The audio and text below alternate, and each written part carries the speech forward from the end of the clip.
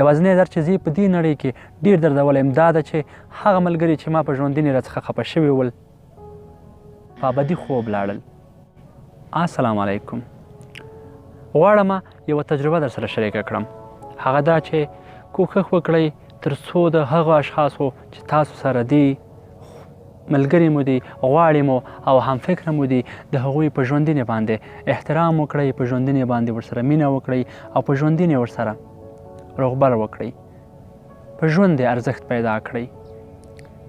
د انسانانو یو تر ټولو بد عادت دا دی هر کله چې د هغوی خپلوان هغه څوک چې ورسره مینه لري یا هم هغه څوک چې ګران وي پرې ملګري یې وي، خپل یې وي، کورنۍ غړي یې وي، هغه څوک هغه وخت د هغوی ویر کوي او هغه وخت یې ارزښت باندې پوهېږي کله چې هغوی د خاورو لاندې اوسي او د هغوی غږ نور د تل لپاره بند سي. نو کوښښ وکړئ تر څو د هغه اشخاصو چې تاسو ته ارزښت درکوي یا ارزښت درته لري په ژوندوني یې خوشحاله کړئ، مینه ورکړئ او تل یې درناوی وکړئ. متقابل احترام تر منځه ولرئ.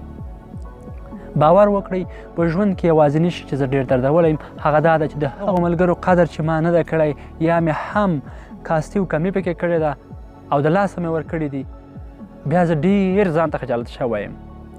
هغه څوک چې د تا سره ملګری ده او په ژوندون درڅخه خفه ده یا ته ورڅخه خفه یې یا نور درڅخه خفه دي یا ته چا څخه خفه یې، حتما مو په منځ کې یوه شخړه شته، یا به یو ملامت یا به دواړه ملامت یاستئ، خو په هر لحاظ کوشش وکړئ دغه خفګان مې له منځه ویسئ، ځکه هغه وخت به بیا وخت ونه لرئ چې هغه په دې دنیا کې نه اوسي.